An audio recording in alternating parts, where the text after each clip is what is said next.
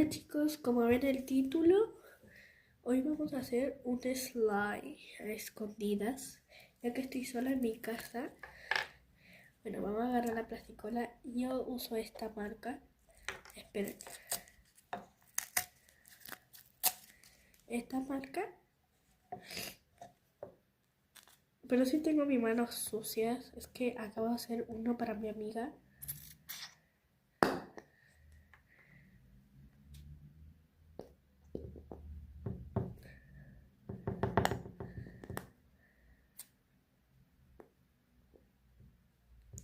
Chicos, lo hice por ustedes. Yo estoy súper enferma.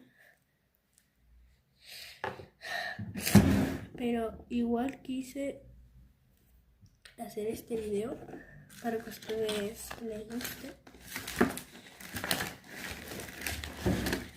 Y hoy voy a usar como un color, voy a usar esta témpera, vi un poquito, porque quiero que quede como celestito.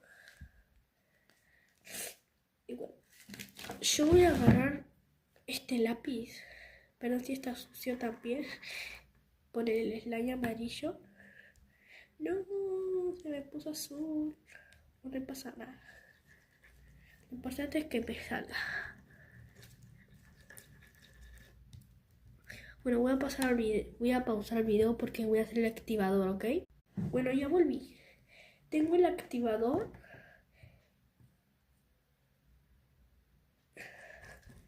Comenten si quieren que les haga un tutorial de activador. Si quieren. Pero yo les voy a decir ahora cómo lo hago. Yo lo hago con un poco de jabón en polvo.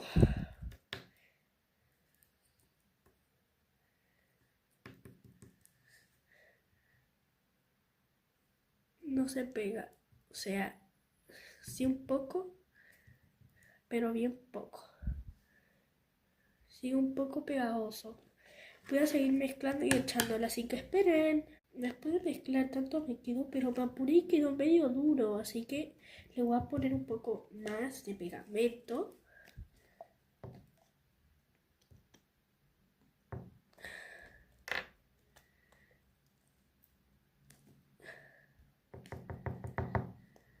Así que espérenme, voy a hacer un mixi.